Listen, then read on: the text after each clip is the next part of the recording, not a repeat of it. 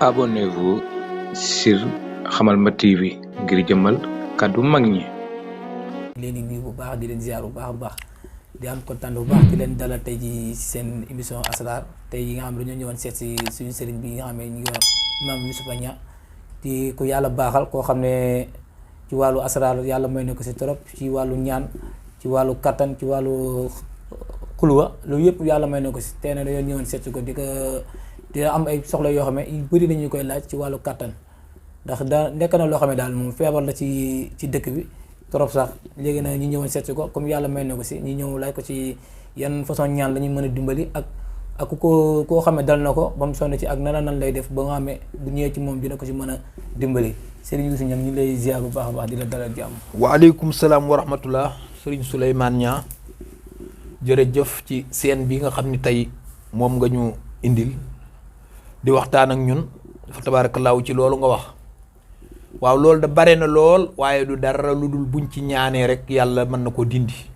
bare na ñoo xam ne dañuy dem ba bandoone seen bopp naan nangam ak nangam fekk du dara lu tuutee kay dindi ndax góor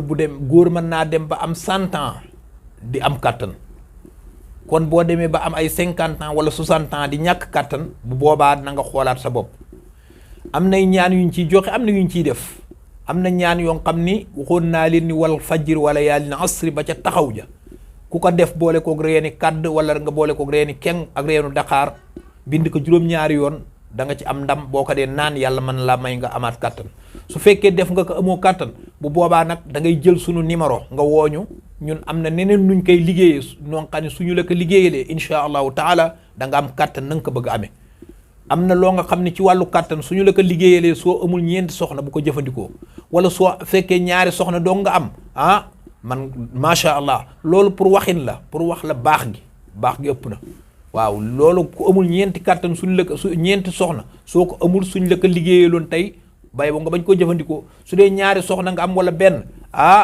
tubarkalla ndax baax gee tax ñu waxee noonu kon sëñ Souleymane wax nga dëgg loolu nga wax am na solo ndax jamono jii ñu nekk xëy na lekk gi ak yooyu ñoo baaxul ba tax na léegi góor goo gis bu amee 40 ans 45 ans rek daanaka léegi mënatul ci soxnaam dara bu boobaa nag bul daal di bàyyi sa bopp rek naan waaw damaa feebar déedéet demal def lu ñaan wala nga xool ku la ci tane ndax sëriñ si macha allah am nañu solo ci réew mi am nañu solo ci éducation bi macha allah am nañu fi nekk xëy na di def di kéeg yooyu waaye am na ñoo xam ne ñoom lu ñu la jox lu wóor la te lu baax la lu ñu la liggéey it lu wóor la te lu baax la waaw kon macha allah Souleymane Niang ni nga ko waxee am na solo kon ñun ñi nga xam ne dañuy liggéey ci loolu xam nañ ko wàllu lépp lu ñu lay liggéeyal ci wàllu ñaan macha allah kon bul ci am sikki sàkk heure buñ la ci joxee luñ la ci jox boo ko jëfandikoo da nga ci am ndam ci kàttanu suñu borom waaw ndax yow mii seede nga ne am na ñu ko defal ñoo nga xam ni macha allah ba léegi nii tubarkalla ñi ngi am ci ñoom loo xam ne lu nekk ndax loolu doo nga tax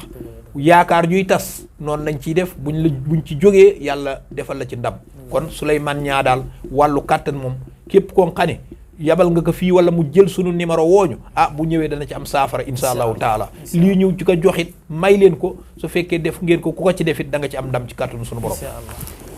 kon baax na jërëjëf ñu leen di jaajëfal xam naa leen indi laa tamit beneen vidéo rek yi yeneen ñaan yoo xam ne nit ñi dinañ ko soxla waaw wasalaamaaleykum wa rahmatullahi wa barakaatu